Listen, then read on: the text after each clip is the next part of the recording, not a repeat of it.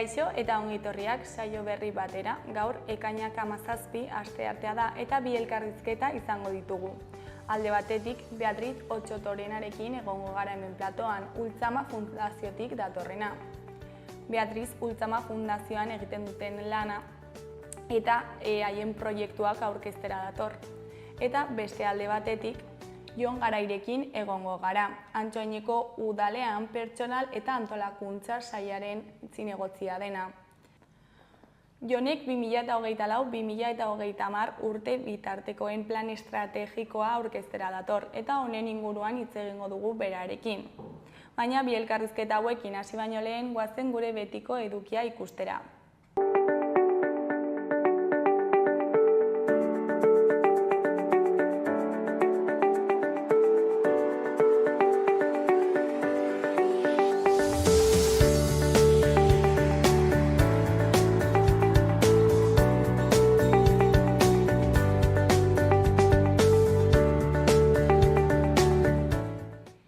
Goazen orain gaurko efemerideak ikustera. Gaurko egun batean, 1940ko ekainaren 17an, naziengandik ihesean ari zirenei bisak banatzen hasi zen Portugalek Frantzian zuen kontsula.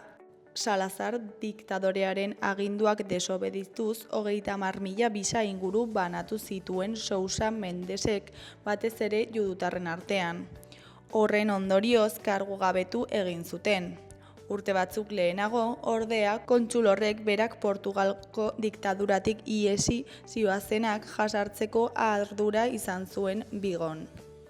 Urte batzuk geroago, 1969ko ekainaren 17an, Jorge Oteizaren 14 apostuluak kokatzen amaitu zuten Arantzazuko basilikan.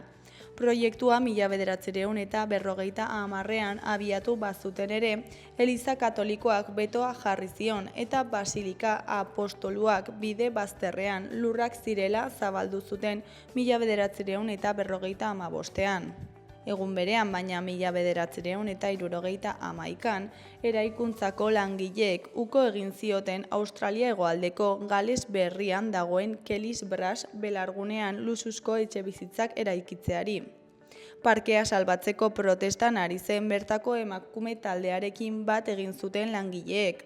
Zuzendaritzak eskirolak erabiliko zituela mehatxu egin arren, belargunea salbatzea lortu zuten.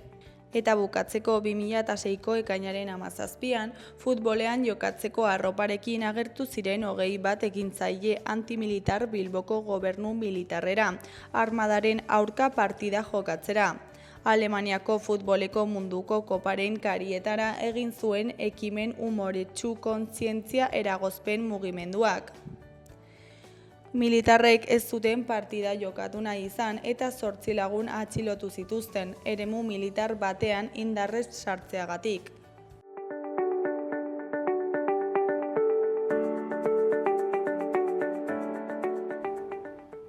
Errepasatu dezagun aste honetarako daukagun agenda. Asteazkenean, ekainaren 18an, ibilaldi gidatua euskeraz, sorginak izenekoa. Irteera San Nikolaseko portaletik izango da, arratsaldeko 5etan, eta ibilaldi gidatua izango da, Irati Zurbanorekin. Zugarramurdiko Sorginen Museoko kolaboratzaile da Irati Zurbano Zuazu historialaria eta Aro Modernoko sorgin eiza handien ezaugarri diren salaketa, epaiketa, pira, tortura, erbesteratze, pobrezia eta marginaltasunari buruz hitz egingo dugu. Baita nola bizi izan zen hori guztia Nafarroan eta jazarpen horren lekuko izan ziren Iruñeko lekuez ere. Asteazkenean baita ere, Arrosadia liburutegi publikoan, arratsaldeko 6:30 irakurle taldeak Dublindarrak liburua izango du mintzagai. Irakurketa klubean Alfonso Zapikoz sortutako komikiari buruz hitz egingo da. James Joyceren Dublindarrak lanean oinarritutakoa. Ostegunean, ekainaren 19an, Oko Andre Maria plazan iluntzeko 8etan, kantu eta hitza programazioaren baitan Sendra taldeak joko du. Sendra taldea uharten sortutako egitasmoa da. Egunerokotasunean musika konposatu eta elkarrekin jotzea gustuko duten 6 gaztek osatutako sorkuntza proiektua da.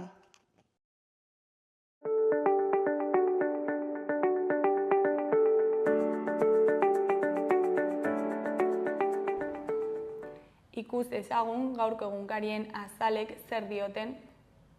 Diario de Noticiasen titular nagusian, Sánchezek zin egin du ez duela ustelkeria estaliko PP bezala. Zerdanek diputatu akta entregatu du eta PSOEri baja eman dio. Herrialdea PPri eta Voxi ematea ardugabekeria litzateke dio presidenteak. Nafarroako bazkideek irailera arte atzeratu dute Belate ikertzeko ideia. Txibiteren arabera, UKok ez du delitu zantzurik ikusten gobernuaren esleipenetan. Ikerketarekin zer ikusirik ez duten informazioak filmatzea kritikatu du Altzorrizek.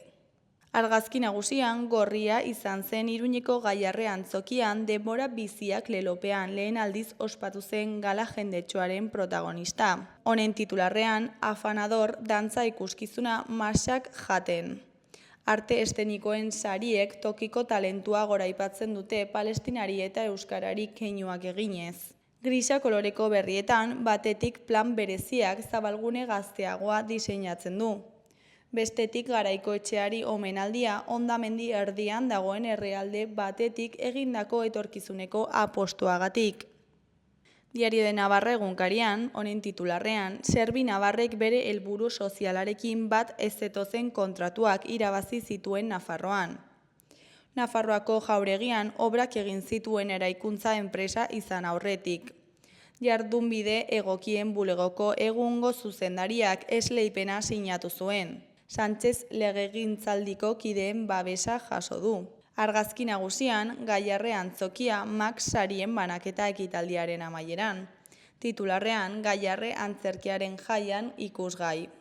Goiko berrietan, alde batetik Iruñeko seminarioan 180 etxe bizitza eraikitzeko plana dago. Beste alde batetik 50 urte osasunaren igoera historiko batetik. Gara egunkariaren titular nagusian Zerdanek akta eta karneta eman ditu eta Sánchez krisiari aurre egiten saiatu da. Pedro Sánchezek esan du ez dela hauteskunderik izango eta krisiari aurre egin dio neurri batzuekin eta erretorika handiarekin. Abalos kanporatu dutela jakinarazi du, Zerdanek bere akta entregatzen duen egun berean.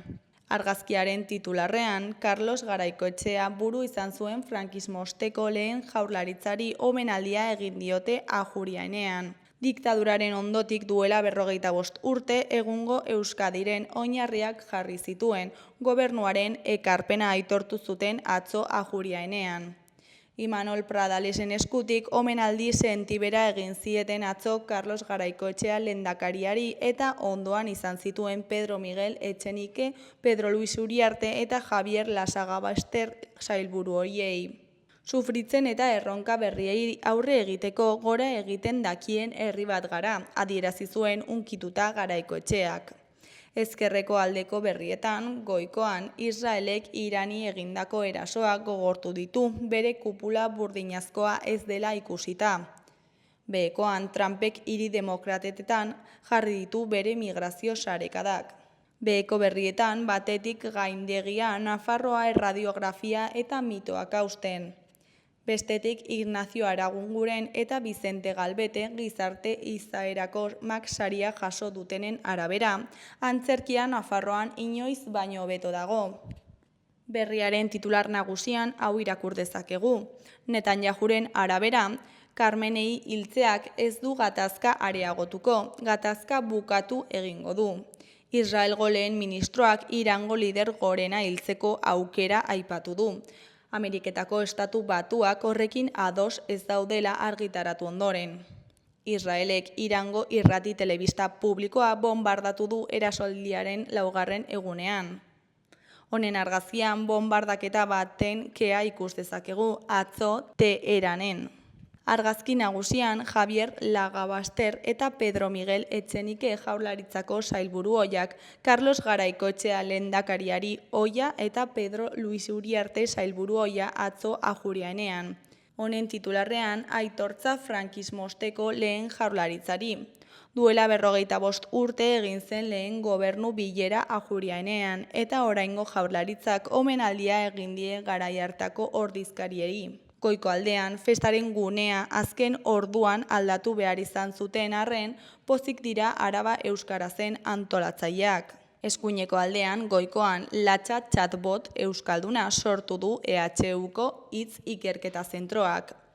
Behekoan, Fermin Leizaola dugu Euskal Bizimoduaren ikerlaria. Fermin Leizaola etnografoa zendu da, 82 urterekin. Artzaintza kulturan aditua zen eta milaka pieza jaso eta dokumentatu zituen Euskal ondarea babesteko asmoz. Euskal Herria Irratiari dagokionez, titular nagusian Jala Nafarroa elkarteak botako du aurtengo txupinazoa. Palestina aske baten alde eta genozidioaren eta okupazioaren aurka lan egiten duen Nafarroako plataformak uztailaren 6ean mundu guztia udaletxeko balkoira begira ari denean, sarraskia salatzeko aukera izango du. Guztira 20.045 boto jaso dira, parte hartze zifra errekorra, eta hauetatik Jala Nafarroarentzat 10.584 izan dira. Eskuineko aldeko berrietan, goikoan, udako musika zerrenda Markel Floresen eskutik. Udako giroak Kaliforniako kostaldera eramaten du Markel Flores. Iuzeko musikaria, The Beach Boys ezinbestekoetatik hasi eta prebentera 3 hamarkadatako zeharkaldia egin du bere eskutik. Behekoan, Herri San Ferminak festarako prest, plazan garatuko dute egitaraua, bazkariak, bertso saioak, txikientzako antzerkia, pilota txapelketa, herri olinpiadak eta elektrotxarangak izango dira besteak beste.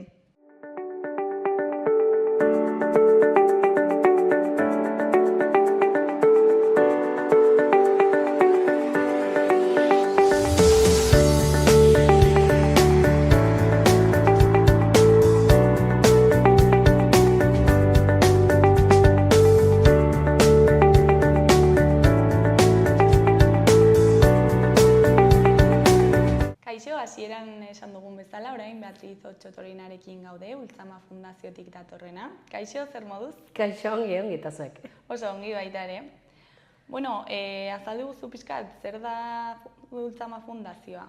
Bueno, Ultzama Fundazioa Lizason kokatuta dago eta bere azpian beste proiektu batzuk ditu, adibidez Ultzama Baserri Eskola, Barraskilo proiektua, Birbizi eta Mikaela Gaztategia. Eta, zertan datza proiektu hauek? Proiektu hau, sozial arloan kokatuta dago eta, bere helburuak baditu, gero azalduko dizkizut, eta horre helburu horiek lortu ahal izateko, enpresa guzti hauek sortu ditugu. Orduan, egiten ditugunak, enpresa inserzion bata, lana ematen dugu galtzeko arriskuan dauden pertsoneri. Landa eremua ere erakutsi nahi dugu, jendea ze lanak egiten ziren, ze sortzen den, ze ateatzen den landa eremuan, eta kultura eta gastronomia aberastasun hori ez galtzea, ez pixko bat hor nomaitea. Eta noiz sortu zen eta nola sortu zen ere ideia, ez? Hor 2013 garren urtean autorizazioa jasan genuen, 2009 urtetik hasi ginen lanean proiektu honi begira. Eta zer nahi genuen eta dena ongi kokatzen eta horrela, orduan behar izan genituen 4 urte, hau dena prestatu ahal izateko, eta 2013 garren urtean baserri eskola hasi zen. Hor ikusi ginen geho baserri eskolan jendeek etzekiela janareari buruz asko, galdera asko zeuden orairean, eta horregatik Barraskilo proiektua sortu zen, munduan dagoen lehenengo Slow Food eskola. Italiara joan behar izan ginen Slow Food kongresu batera, eta bertan autorizazioa edo baimena eskatu egin ginen, da egin genuen Barraskilo proiektua, hau bioerakuntza baten moduko etxe bata. Eta hor ere sortu egin ginen, Lansarerekin elkarlanian kurtsoak eta bitartean eraikuntza egiten. Hemen Berriozarren ere badaukazu olako etxe bat, ahotzez edo lastoz eginikoa, egurrez, bai. Da gero hortik ere ikusi ginen jendeak etzekiela asko esneki buruz, eta horregatik Mikaela Gaztatia sortu ginen berriz ere bioerakuntzan. Eta ikusiz ere gazta egiterakoan eta laktosuero asko sobera zegoela, orduan birbizi planta edo egin genuen. Da birbizi erderaz renazer esan nahi du, eta horregatik sortzen den laktosuero guzti hori berriz ere beste bizi bat ematen diogu. Eta ez dakit, hasiera horretan markatu zenituzten helburuak, oraindik ere berdinak jarraitzen izaten diren? Baditugu horiek, bino askoz ere gehiago sortu egin ditugu, zengatik bidean beharrak aurkitzen dituzu, ez? Lehenengo 3 ziren, jendeak ezagutaraztea Ultzama baiara, landa eremua ezagutaraztea eta galtzeko arriskuan dauden pertsoneri lana ematea, ez? Bino gero animaliko ereskuratzea, basaberiak edo baratzeko lanak, gero janaria, gero turismoa, ordena batzen, eta orain ja horri oso bat behar dugu gure helburuak zeintzuk diren jakiteko. Baina, kultura arloan, euskal arloan, eta gure landa eremuenen arloan normalitzi gure hortan dabiltzate. Eta bilakaera nolakoa izan da? Asko hazi da? Bai, dena bezala, ez? Azkenean, hasten zara pentsatzen gauza bat horrela izan behar dula, bino gero bidean jende asko aurkitzen duzu, behar asko aurkitzen dituzu, eta gu pentsatzen ginen bakarri baserri eskolarekin izan behar ginula. Bino gero ikusi, Barraskio proiektua, gaztategia, birbizi, eta beste hainbat proiektu kultural ere, kermes orgi kulturalak, horietenak ere egin izan ditugu hortaz, bai, asko zitu da eta asko aldatu da ere. Eta arriskuan dauden pertsona horiekin nolakoa izan da elkarlana? Beraiek etortzen dire 3 urtez gurekin izatera, eta hori da demagun erdian egin behar den prozesu bat, zengatik edo etxean zaude renta garantizatuarekin, eta hor ez zaude ez, ohartuta edo behartuta edo hor lan batzuk egitera, eta ez zaude prest enpresa batean sartzeko eta eguneroko lan hori jasatzeko. Orduan behar dituzte 3 urte gizarte langile batekin eta gurekin elkarrekin lan egiteko, beraiek ere ohitura hartzeko, ze ordutan sartu behar den, nola eraman behar den beste kideekin, nola jasan behar ditugu emandako ordenak edo lanak egin beharrak, horiek denak eta batzutan motz gelditzen da, zengatik agian 10 urte segondu balin bazara lanik gabe, zure burua ez dago prestatuta, hori ohitura hori kendu egin dugu, eta ahalik eta azkarren hasi eskeroz burua hasten da bizkortzen, eta bino beste alde, beharrezkoa eta batzutan gehiago ere.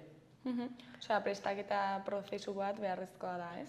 Bai, lana zer den hori enpresa batera iristen zarelarik erakusten dizute, eta hor da zure ahalmena nola ahalik eta azkarren harpatzeko. Bino badire beste sozial arloan beste behar batzuk, hainbeste denboraz langabe hazian izan zaren aldetik, pixkat estruktura sortu behar dela. Bestekin nola harremanetan jartzen garen, nola izan behar diren emandako aginduak nola bete behar ditugun, zergatik hau gaizki dago horrela egina, hori dena barrukaldetik sortu behar da berriz ere. Eta zuek haien gandik zer jaso duzue? Ikasten dugu. Normalean ere etortzen direnean egitera praktikak eta horrela batzutan beraiek etortzen dira ikastera, bino batzutan ere irakasten gaituzte. Ok ere, beraien mundura nola edo munduan nola dauden eta ze beharrak dituzten ere, kieto, ze gertatzen da hemen, ikusi behar da, hori dena, eta batzutan beraien begietatik ikusi behar dire gauzek eta ikasi behar da haien abiadura eta haien zergatiak gero gurera berriz ere bueltatzeko. Eta imaginatzen dut bakoitzaren egoera ere oso ezberdina izango dela eta zuentzako ere erronka handia, ez? Bai, beti. Gauza da, pentsatzen dutela normalean, jendeek pentsatzen du, hori niri zait sekulan gertatuko, bino, gertatu daiteke, guk ditugun pertsonak hemengoak dira, nafartarrak dira, baton bat ere estranjeroa da. Bino, hoiei bate adibidez bere emaztea hil zitzaion minbiziz eta bere bizitza apurtu egin zen, bi aldeta. Eta etzen gai ez da kanpora ateratzera, etzen gai bere bizitza aurrea ematea. Beste bati ere, alkohola zela eta, azkenean semi kendu, ez olako gauzak gogorrak eta bortitzak sortzen dire. Eta, klaro, hortik ere jeiki behartzara eta gogoak izan behar dituzu bizitzen jarraitzeko. Da hori da premia, lehenengo gauza. Ez da laneko gogoa edo alperrak direla baizik eta gauza oso indartsua gertatu zaiela eta hoien alde ezin dute aurrera egin bere biziarekin. Eta nola laguntzen die fundazioan egotea? Nola ikusten duzue haien bilakaera? Lehenengo rutina bat. Dirudi gauza erraza, bino ez da. Rutina bat izatea, lanera etortzea, amaiketako hartzea, geroztak izare egitea, eta horrek ere buruan estruktura bat ematen du, sendotasun bat ere, eta horrek laguntzen die. Zengatik jeikitzen bali mazatez, bali maduzu deus egiterik egun guztien, pentsazazu zen olako desoreka dagoen, ez? Eta beraiek hori joateko, gero ere, kideekin eta gurekin hitz egitea, arazo bat dagoela, arazoaren horren ondorioak zintzuk diren, arazoaren amaieran nolakoa behar duen izan, laguntza hori eskertzea, laguntza hori ematea, hori denak eta ikustea, nahiz eta tontakeri bat izan, bereiendako mundu bat egiten da. Da, ikustea posible dela aurre egitea eta aurre egiten zaiola, arazori bereiendako pasada bata, eta ikasten dute bai. Eta nolakoa da egun arrunt bat fundazioan? Nola jakin ere, egun guztiak desberdinak dira. Animali berreskuratuak ditugu, pertsonak berreskuratzen ari dire. Landa eremua, turismoa, badakizu zenbat faktore dauden, kaskabarra sortzen bali bada, eguzkia sortzen bali bada, animali bat gaixorik, beste animali batek hartzen dutela berreskuratu dezaken nondik, egun guztiak desberdinak dira arras, ez dago. Baina, 8:00 hasten gara lanean, zazpiterdik 8:15 gutxikia langileak hor daude, aldatu egiten dire, bilera bat egiten dugu, zeintzu diren gaurko lanak, zeintzu diren gaurko beharrak, eta hor daude. Bilera hortan ez daude bakarrik langileak, baizik eta gizarte langilea ere badago, monitorea badago ere, eta ere praktiketan dauden pertsonak. Eta orduan, mitin baten moduko horre egiten du, eta bakoitzak beren lanari egiten dio. Eta, arazoak sortzen dira. Hau ez du funtzionatzen, hau ez dakit nola egin, hau ez dakit ze, hortan dirauten du egun guztiek. Baina ere garrantzitsua da gauzak hitz egitea, ez? Bai, hori da lehenengo gauza esaten dieguna. Bai bere barruko gauzak, sentimenduak eta nahiak eta bai lanarekin lotuta dauden gauzak. Zenbatik batzutan, hasten gara, gaur pintatu behar duzu, margotu behar duzu, ez dakit, ez katxarro hau. Bina hasten dire margotzen eta bere burua ez da prestatu eta hasten dire nola edozein gauza pintatzen. Eta ze gertatzen da, dimagun margotu behar zutena zen egurrezko kanpoko aldea, bino barrukoa margotzen dute eta plano osoa margotu egin dute eta duen planoa ez da ikusten. Olako gauza gertatzen dira. Eta, klaro, batzutan ere, ez naiz konturatu, barkatu, ez? Beraiek ez dute malaletxe hortan egiten, baizik eta, desorden handia daukatelakos. Eta orduan, galdetu egiten nola konpondu hau, eta listo, eta egiten da. Eta hitz egite horrek gero islatzen da lanaldian edo langiroan? Ez bakarrik lanen, baizik eta bere bizitzan.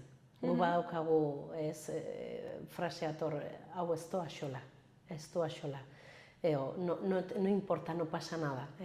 Zengatik dena ameatsu baten moduan hartzen dute, dena zerbait gaizki egiten dutenean, pentsatzen dute hortikan bota behar diegula, gaizki ez dakize, zengatik bere bizitzan dena horrela jasan egin dute kanpotik.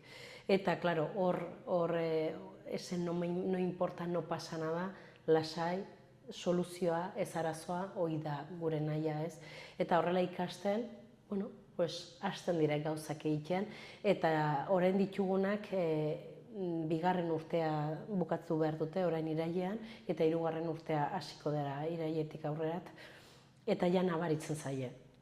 Ez olako sasoia, olako ez, paper bat egin behar dutela, ez dakiz zer eskatu behar dutela, arropa erosi behar dutela, bazkaria direla, etxeko ardurak, etxeko fakturak, uitenak ja egite dute bere kabuz. Osea, independienteago bilakatzen dira, ez? Lehen baziren, bino ez modu honean. Orduan, orain ikasten ari dira, gauzak ordaindu behar direla, auzokideekin hori eraman beharra, nola joan toki batera eta buenos días, tal, ez olako gauzak lehen ez zituzten, galduta ziren, ez zeuden pixkoat aislatu moduen eta hoi etzien bate ongi egiten eta eraso gehiago jasotzen zituzten, hortaz barrura sartzen ziren areta gehiago. Eta orain fundazioa ze puntutan dago, ez dakit berrikuntzarik egin dituzuen azken aldian? Bueno, berrikuntzarik ez, bino proiektu gehiago. Gaur eta aste honetan bikingoen astea dago. Bikingoa baitugu baserri eskolan, fundazioan. Eta atxaldero, gaur aldiz, unibertsitatetik etorriko da doktor bat.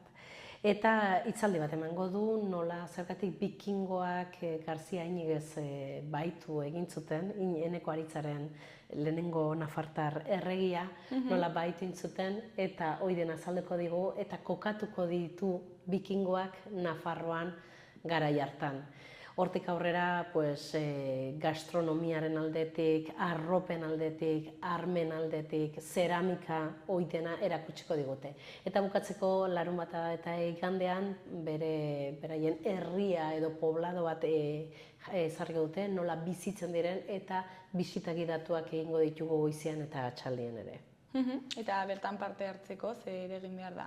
Besterik etorri eta gogotsu izan, eiteko erakutsiko dituzten nola armak ere egite duten, agian egingo dute rekreazio bat gatazka baten modukoa, bino gauze da ez ikustea bikingoak beti borrokan dabiltzaten aldetik, baizik eta beraien kultura ere baukatela eta Nafarroatik ere hartu zituztela baton bat gauze. Adibidez, eman beharko dugun bazkaria egun hortan gurean kokatua baitago ere. Hor gonbidapena uzten dugu, ba? Noski baietz. Eta ez dakit etorkizunera begira proiektu berriren bat daukazuen hor begiristan? Daukagunarekin ikuste gabiltza, bai.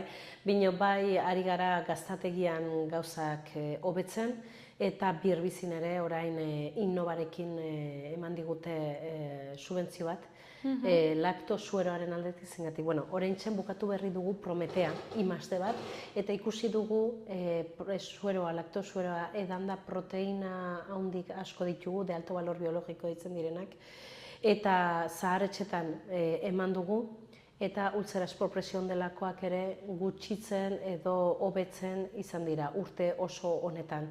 Hortaz orain nahi duguna da produktu hori kalera atera, merkatuetara, eta bai etorri dire ere unibertsitatetik beste estudio batzuk egiteko onkologia aldetik eta beste hainbat ere batzuk ezin ditugula oraindik esan beste I+D batzuk, eta hortan gabiltza pixkitxo bat baserria mantentzen, kultura arloan kontzertuak egiten, eta eta bai hor laktosueraren inguruan ikuste datorren urte hauetan hortan izango garela. Beraz, lana ez aizue falta, ez? Baten, narbielen mozu etorri bueltan, ongi eskertuak izango geha. Beatriz, eta ja bukatzeko, ezakit zerbait gehiago komentatu nahi duzun, jendeari zerbait esan? Gure aldera etortzea, hoi bai bikingoen aste hontan, eta aste uda hontan ere irekiak izango garela, kontzertun bat ere egingo dugula, eta nahi dutenak hurbil daiztela, han bere ateak irekitak izango ditugula. Zuri ere eskerrak eman, gurera etortzeagatik, eta Ultzama Fundazioa gurekin aurkezteagatik. Mi esker zuei, plazer bat.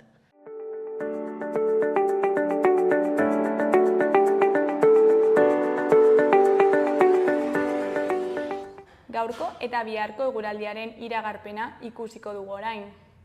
Gaur, eguzkia izango da jaun eta jabe, eta temperatura maksimoak igo egingo dira.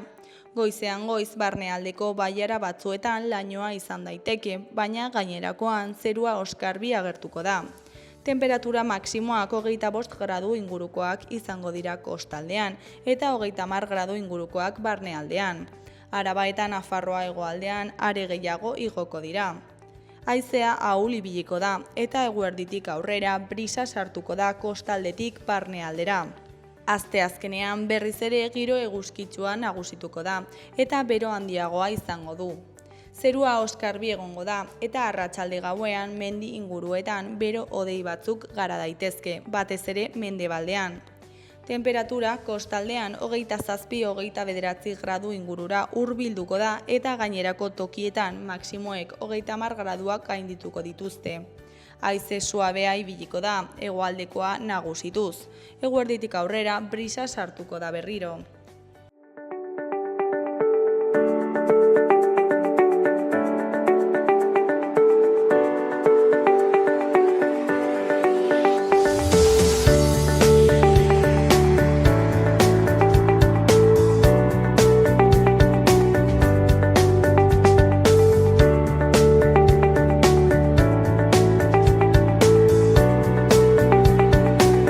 Kaixo, hasieran esan dugun bezala, orain Joen Garaiekin gaude, pertsonal eta antolakuntza saileko zinegotzia dena. Kaixo, zer moduz?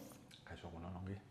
Antxoaineko udaletik 2024 eta 2030 bitarteko plan estrategikoa prestatu duzu, ezta?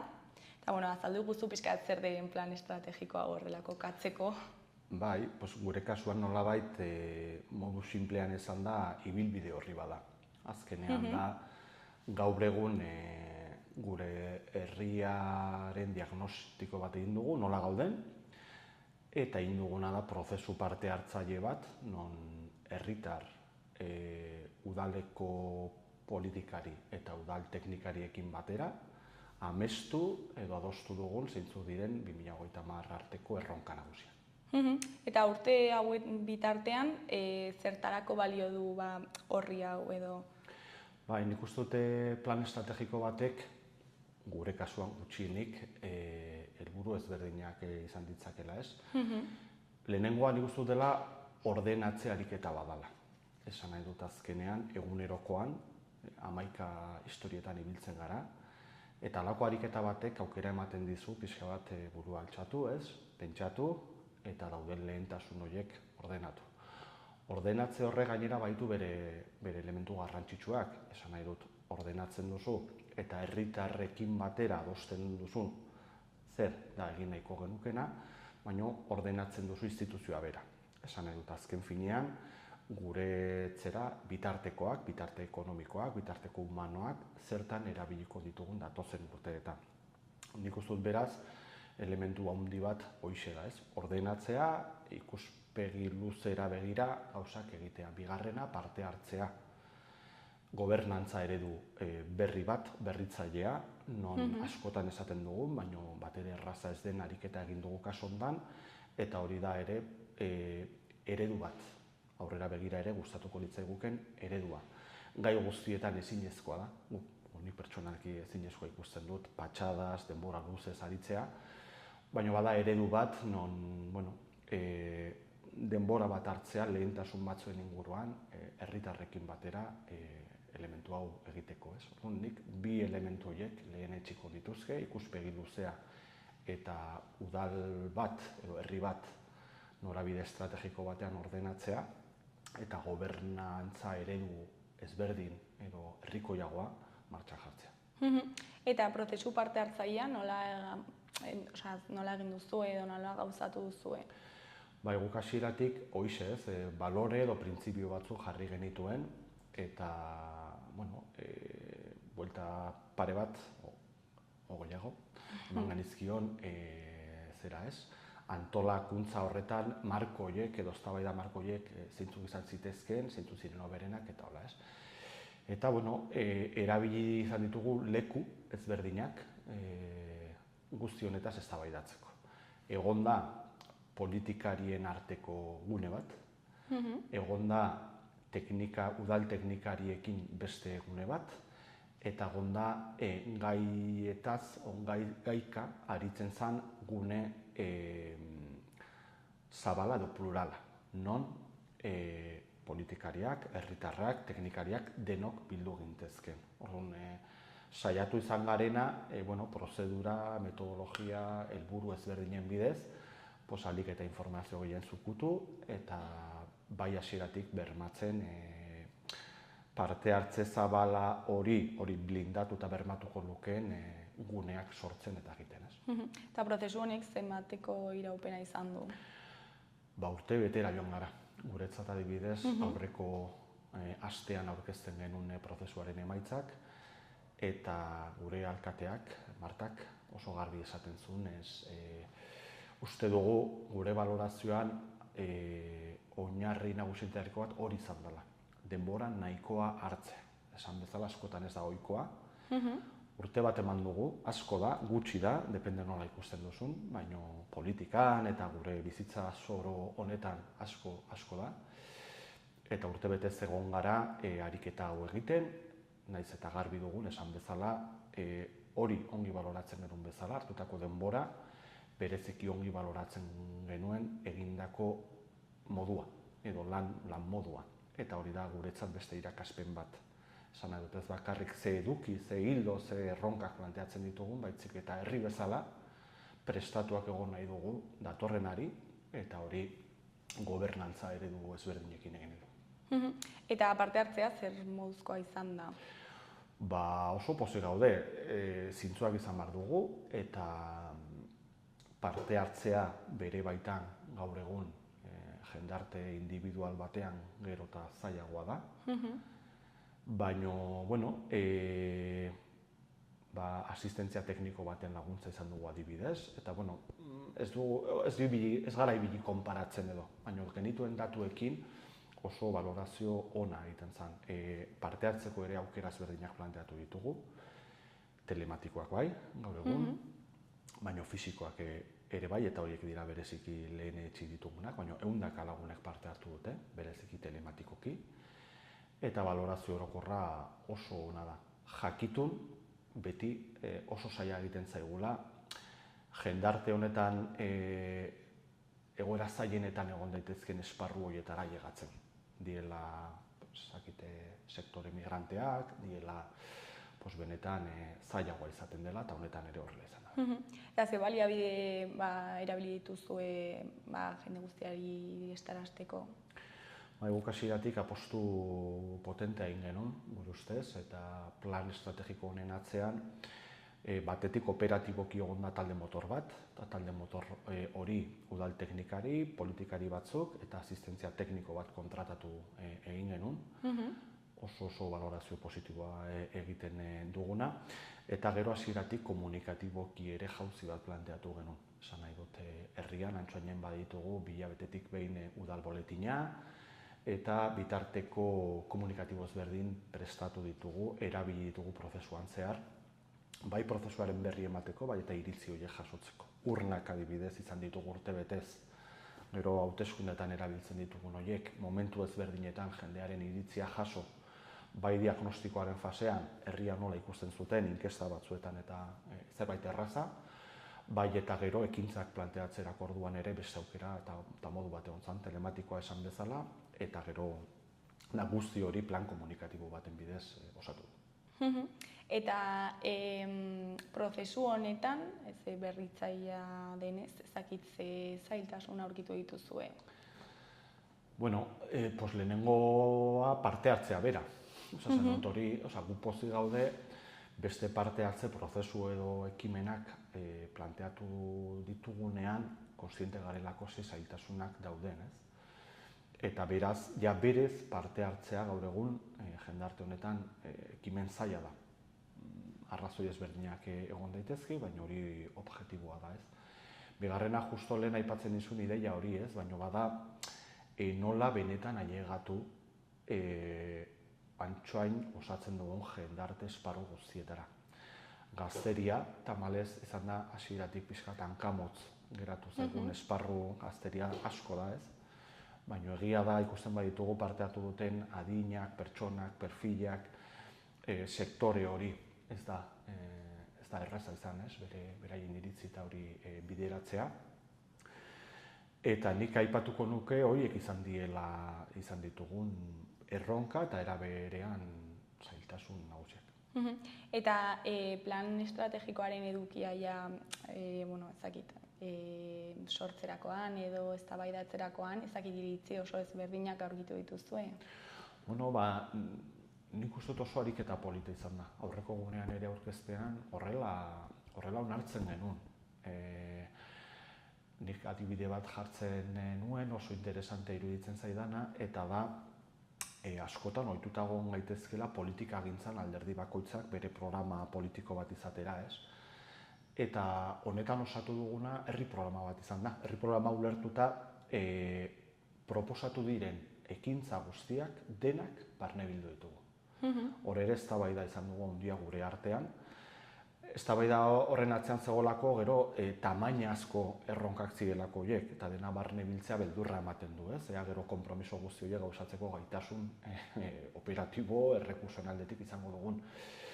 Baina oso positiboa izan da elementu hori. Badira proposamen batzuk hartuta, batzuk eman detzakete elkarren kontrako jarrerak diela.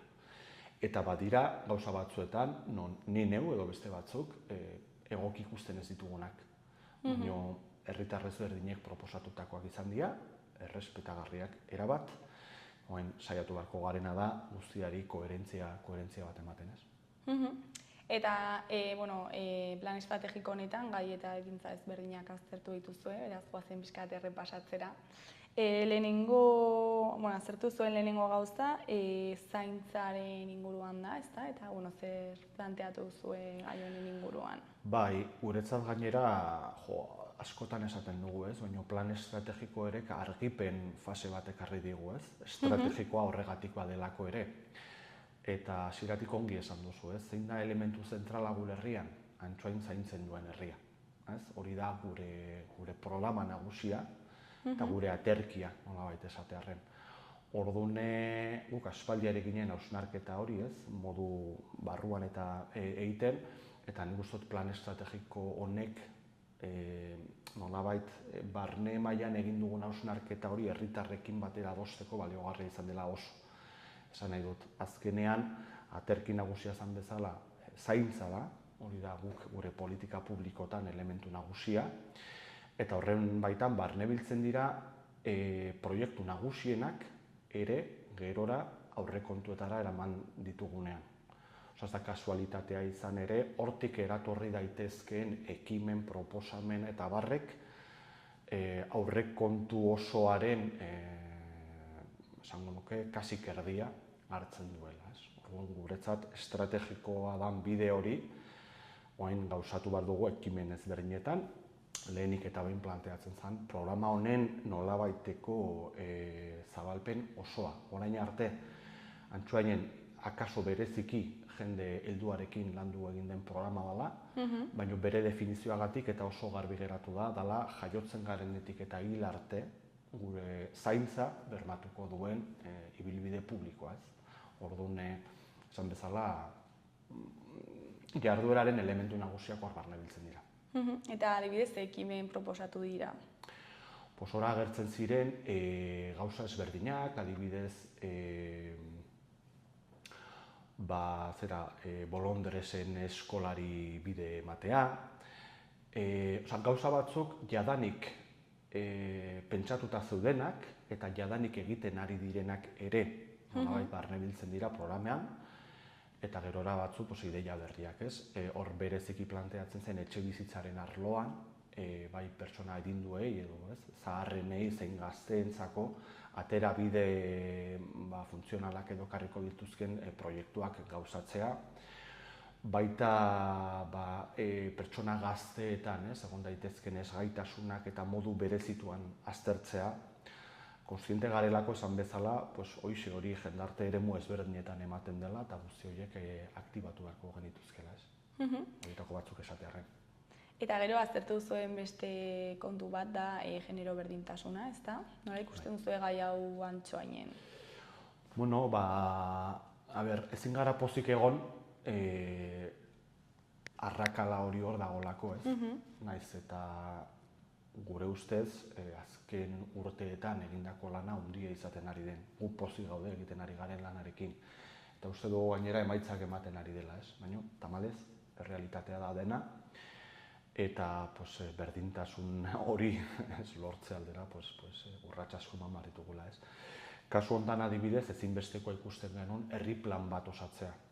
Egin diren proposamen guzti hauen artean, gero sailkapen oso ezberdinak egin ditugu. Antolatzerako orduan ez da erraza.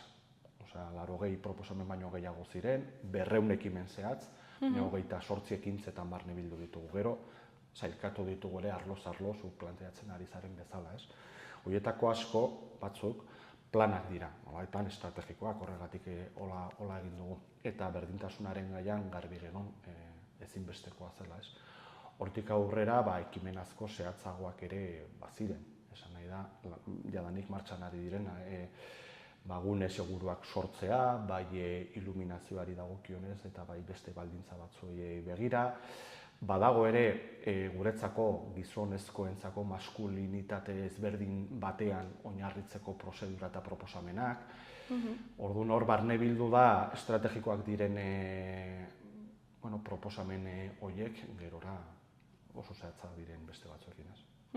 Eta zaizue oso zaila egiten gai honetan, ez dakit, sakontzea edo helburu batzuk jartzea, esan nahi dut, ze Antsoain azkenean ez dago isolatua. Bai. Eta ez dakit, kanpotik ere eragina dago eta jendartean eta hezkuntzan dagoen zerbait izan behar da, ez? Plan estrategiko honelako batean erronka nagusienetariko hori da, porque zenbat gai daude gure realitatetik kanpo. Guk azkenean baditu gainera zera, ez? Kompetentzia batzuk eta beste batzuk, ez? Eta horrez, eztabaida handia izan dugu, porque saiatu garena bai bada, eta hori orain ixten ari gara, ekintzetaz hitz egiten genuenean, izango duen inpaktua eta neurgarriak ere bideratzen. Bestela, egon ziteken arazo nagusienetariko batzan, orokorregia izatea. Halako planak dira asmoak, potenteak, baina hori nola lurreratzen da. Orduan, ariketa polita, uste dut egiten ari garela, zehazten ekimen bakoitzak atzean dituen urratsak, rekurso ekonomikoak, rekurso pertsonalak, nola neurtu inpaktu hori, ze emaitza eman beharko zigun, ze denboretan, hori eginda ekintza guztietan. Orduan, gu kontziente gara gai batzuetan gure inpaktatzeko edo eragiteko modua ez dagoela modu isolatuan, baina behartu nahi dugu gure burua ere gauza batzuetan gero neurgarri batzuk jartzera. Eta gero plan honetan hasieratik oso garbi genuen ere, Antsoain ez dela Asteriz eta Obilizen herria. Horra isolatuta, orduan behartuta geundela eta planaren kudeaketaren baitan, urte honetan, bai planera gonbidatu dugu, bai beste erakunde batzuekin harreman zuzenetan egon gara, zuzenean hortik datorkigun ekimen eta hildoak herrian erabat inpaktatzen dutelako. Gure kasuan, Iruñerriko mankomunitatean, garraioaz hitz egiten dugunean, beste hainbat gauzetan, hezkuntzaz hitz egiten dugunean gobernua, berdintasunaz, badira gai horietako asko, eta zorionez ere lortu dugu, aurreko gunean ere, Nafarroko gobernuko ordezkari bat egon zan, eta guretzat garrantzitsua zen ere, gai edo plan hau aurrera eramateko ere ezinbesteko egingo zaigulako beste erakundeekin batera egin, eta beste erakunde batzuen laguntza ere izatea. Eta gero ere bereziki interesatzen zaigun gai bat, guri, salba bezala, da euskararen sustapena, eta zer planteatu duzue gai honetan? Nik uste dut hor erronka potenteak ere planteatzen direla. Honetan ere ezinbestekoa ikusten genuen euskararen plan estrategiko bat propio izatea. Hori, esan bezala, arlo ezberdinetan landuko dugu, baina premia hori dago. Norabide argi bat behar dugu zentzu hortan. Begira ze bitxia den eta ze herritarran ikusten dut eztabaida, non ezinbestekoa ikusten zen ere oinarri bezala oso ulergarria den zerbait, eta da modu iraunkor batean euskarari lotuko zaion talde eraginkor eta ibilbide luzean ibiliko dan talde herritar bat sortzen laguntzea. Esan dut bestelako erronkak eta hori ekimen ezberdinetan ezinbestekoa ikusi da, baina euskararen gaian ez genuen inolako zalantzarik, zergatik, tamalez, azken urteetan Antsoainen izan ez dugulako. Modu ordenatu, lan askoekin da, itzela. Baina akaso modu ordenatu batean eta ezinbestekoa ikusten genuen, gai honetan ere, plan hori bultzatu, indartu, ikuspegi herritar ezinbestekoa izango litzatekeela, palanka lan hori egingo lukeen, hori ez, udala azken finean ere, herritar edo talde horrekin egin beharko lanketa guzti horretan. Euskaltegiaren gaia ere bete-betean agertzen zitzaigun. Eta orain gauden fasean zein da, nola batetik modu logiko batean ordenatzen ditugun aukerak eta beharren arabera ere ez. Hor garrantzitsua ikusten genuen lehenengo. Martxan dagoen, zorionez, martxan dagoen taldetxo baino talde hori indartu, planteatzen diren erronka handi horietarako ere ezinbestekoa izango delako ez. Eta gero, evidentemente, talde horrek erabakiko du, zer egin nahi duen, hori ez da gure, baino ulertzen dugu taldearentzat garrantzitsua izango dela ezagutu eta parte hartzea udalak egin nahi duen horrekin, eta kontrakoa ez, udalarentzat ezinbestekoa izango dela herritar horien aldetik datorrena. Eta egun nola dago euskararen ezagutza, erabilera Antsoainen, eta ere ezagutzarako intentzio hori edo nahi hori nola ikusten duzue? Horretan ere oso positiboki baloratzen dugu, azken urtetan eman diren urratsak. Egia da, ezagutza eta erabilera erabat ezberdina dela. Hori horretan ez garela ezberdinak, beste realitate batzuekin. Baina diagnostiko honetan ere aztertu ditugu ez, zegoela ezberdinak ematen dira. Eta oso zenbaki esanguratsuekin aurkitzen ginen, batzutan ez gara ohartzen ere, ezagutzari dagokionez, dugun maila. Hori Iruña herrian konparatzen genuen eta baditugu elementu positiboak ezateko, positiboak diot, datuak hor daudelako, gure herrian, orain ez dutan kasatu nahi, eta akaso sartuko dut, baina ezagutza hori 90% inguruan, edo pixkat gainetik bat zegoela. Datu hori, askotan gainera euskararen inguruan sortzen diren eztabaidekin, uste dugu oso datu esanguratsua dela, ezagutza hori, aldiz erabilera ez hainbestekoa ez. Eta, azken urteetan, urrats politak ematen ari dira euskalduntze faseari dagokionez, hor ere udalak inbertsio bereziak egin ditu laguntzeko, bereziki pertsona helduek ere euskalduntze prozesu horretan, eta emaitzak ematen ari dira. Hor, datu objektiboak daude, nonbait egiten ari garen inbertsioiek, etekina ulertuta, jendarte etekina ematen ari direla, eta beraz, bai ezagutza, bai eta egiten ari garen inbertsioiek ematen duten emaitza berealakoa oso modu positiboan baloratzeko, eta planteatzen diren jauzi estrategiko horiei begira oso abiapuntu ona da. Eta euskaltegi propio baten sorkuntzare planteatu da, ezakit hau errealista ikusten duzuen momentu honetan, edo igual ja luzera begira den? Begira, horre lehen aipatu dizut, 80 proposamen egon dira mahai gainean, eta horiek ordenatzeko prozedura ezberdinak erabili ditu. Ez nahi meta luzatuko zaila delako, baina horietako batzuk ziren irizpide temporalak. Alegia, alde politiko eta teknikoaren artean eztabaida eta horietan batzutan ez ginen ados jartzen. Hori ere sanoa da, zentzu hortan. Baina batzutan nolabait eztabaida egin genuen matriz edo irizpide batzuen arabera, ez? Zer izan zitekeen eskuragarria eta berehala eta esfortzu handia ulertuta, rekursoak eta bar, eta zeintzuk izan daitezke zailagoak edo rekurso gehiago hartu ditzaketenak, ez? Euskaltegia bigarren horietan kokatzen zen, denon iritziz.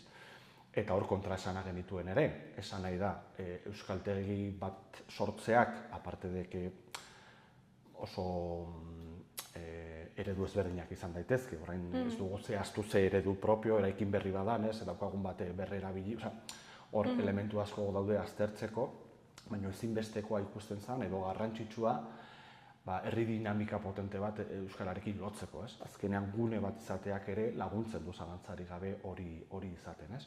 Baina aldiz, egia da, hor lokal publiko municipalen inguruko eztabaida potente bat daukagu, datozen urteetan inbertsio desentekoak egin beharko ditugunak, eta ez da gai erraza. Hor, korapilatu zaigu, tresna bezala inork ez du zalantzetan jartzen izan dezakeen eraginkortasuna, eta aldiz, beste instalazio batzuekin egin behar ditugun, hausnarketa sakonago eta lasaiago horiekin egin beharraz. Eta gero ere, kulturak badu ere bere leku handia, plan estrategiko honetan, ez? Bai, nik esango nuke, nik gainera aukera izan dut horietako batzuetan parte hartzea modu ezberdinean, ez? Eta nik uste dut kulturaren taldeak askorako manduela. Eta nik horretan oso pozik gaudela, denok orokorrean, eta ekintza asko planteatu dira. Nik uste dut bat klabea izan dela, eta bada herri nortasuna indartzearen beharra. Nortasuna, beti esaten dugu Antsoainek badu herri eta tal, baina nonbait zer adierazten du herri nortasuna Antsoainen. Horre eztabaida handiak izan ditugu, eta orduan kulturaren bidea horretan sakontzeko, eta horrek herri nortasuna indartze horrek herri bati ekartzen dion aukera, baliabide, niretzat hori izan da klabe horietako bat. Oainka guzti hori gauzatu eta pentsatu behar da, hori nola lotzen da, ze ekimen zehatz, baina oso lotuta zijoan herriko artistei beste bide batzuk, beste leku fisiko batzuk, inkluso eskaintzearen aukera, lekuarena gehiago ni dut zela, fisikoa izan daiteke, baina metaforikoa zentzu guztietan, ez? Azkenan da, ibilbide luzeko historia bat, non herri nortasun horrien adierazleak modu ezberdinean agertuko diren, badago erronka handi bat guztietan errepikatzen dena, naiz eta gero hori Antsoain zaintzen duen herriaren baitan ere kokatu ziteken, eta nola kultura ere, edozein herritarrei irekitzen diogu, eta kulturarako sarbide hori ere demokratizatzen dugun.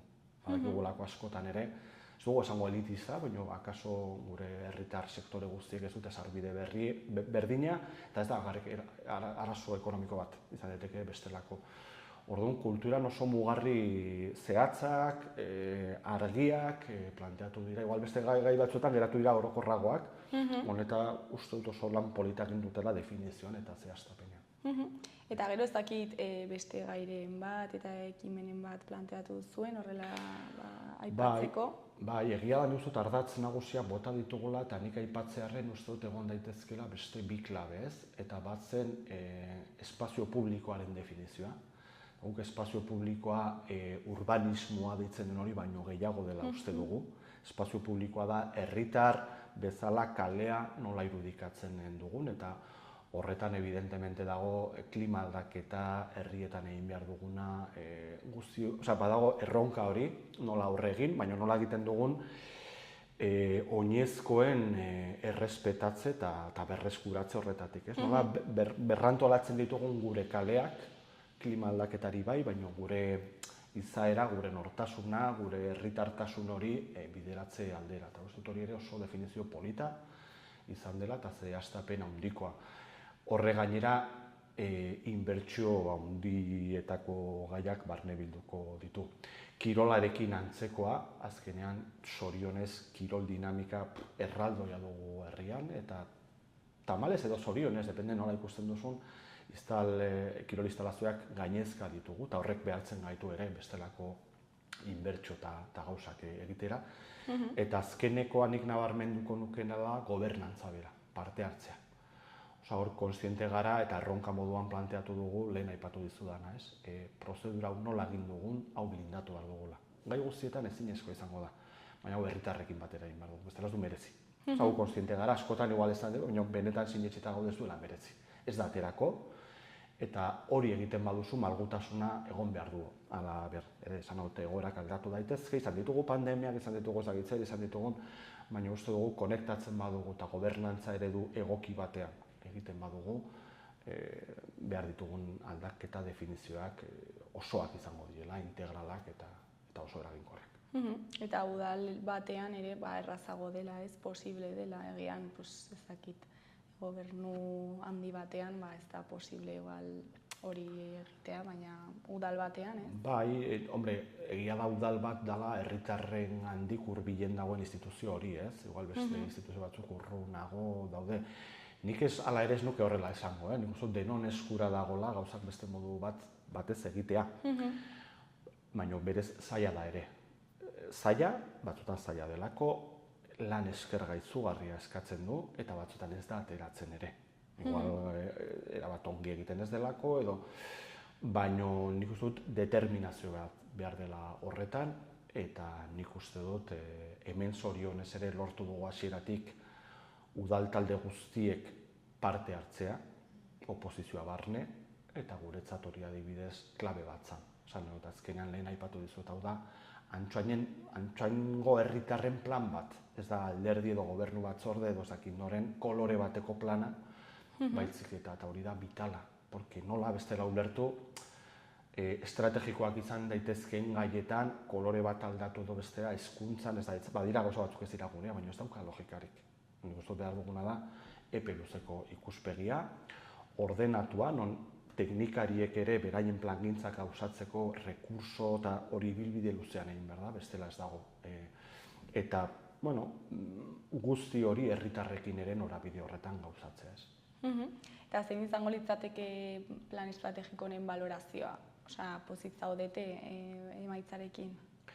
Bai, gu oso balorazio ona egiten dugu. Batetik, demostratu dugulako askotan aipatzen genuna. Gauzak modu lasai batean sukaldatzen emaitza hobeagoa dela, zaindu behar dela, hori zaintza da ere.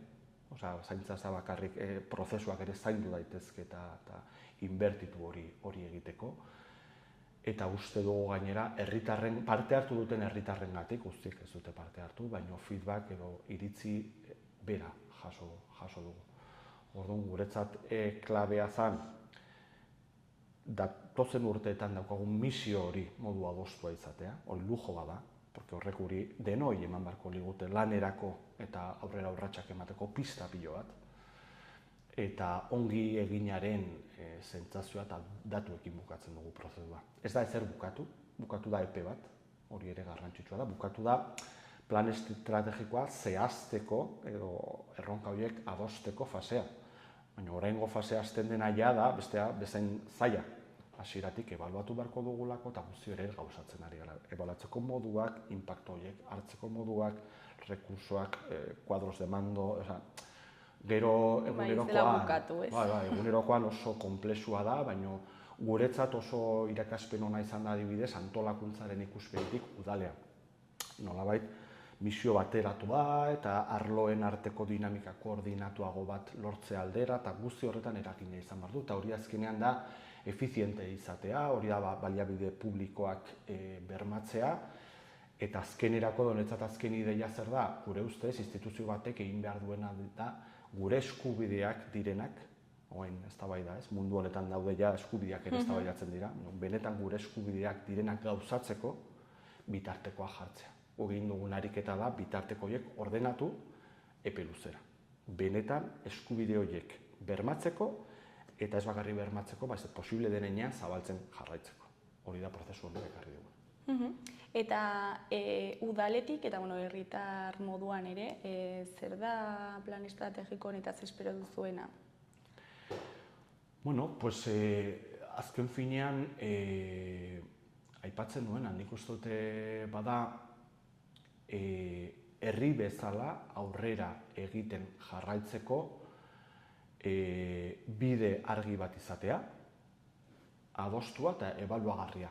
Esan dut, jendea informatua egon behar du, bere iritzia emateko aukera izan behar du zentzu hortan, eta da gure etxeetan egiten dugun gauza bera. Nire ustez da gure bizitza antolatzeko, herri bizitza antolatzeko, modu dinamiko batean ulertuta, gauzak aldatzen dielako, baina horretalako tresna bat izatea. Nik uste dute herritar askok, eta guztiak hori izatea gehiagizkoa litzateke, baina nire uste dut gure egunerokoan egiten dugun lana da, herri bezala hori garatu ahal izatea, uste dut oso ariketa potente eta heldua dela, eta udalarentzat vitala. Porque bestela oso zaila da, egunerokotasunean dauden horretan, rekurso horiek nola bideratu. Halako plan batek argi berdea ematen dizu leku askotan benetan finkatzeko lehentasuna dena, edo gutxinik herritarrentza badena ere. Nahiz eta batzutan ados ez egon. Bueno, Jon, ja bukatzeko, orain bai, ez dakit zerbait gehiago komentatu nahi duzu, jendeari zerbait esan. Bueno, hoxe, lujo bat izan dela, oso esperientzia pertsonala eta badakit taldekakoa, talde motorrean ere horrela baloratzen genuelako, eta hemen ez dela zer bukatu. Azkenean hemen, hor bideo bat egin duguna, bideo honetatik ikasi behar, eta espero dezagun, guk espero dugu, egoerak behar duen arduran egongo garela, eta gonbidatzen ditugula herritarrak ere horrela ez bada, aldarrikatu eta kritikatzera zergatik ez. Bueno, Jon, zuri eskerrak eman gurera etortzeagatik eta plan estrategikoa gurekin partekatzeagatik eta ea zer modu zioaten den urte hauetan zehar. Eskerrik asko.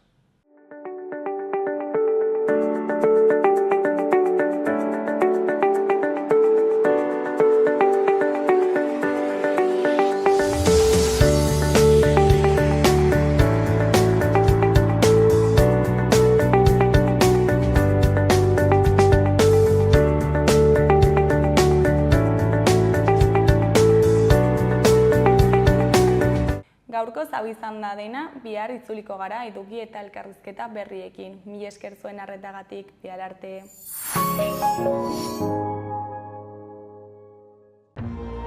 Gobierno de Navarra. Nafarroako gobernua.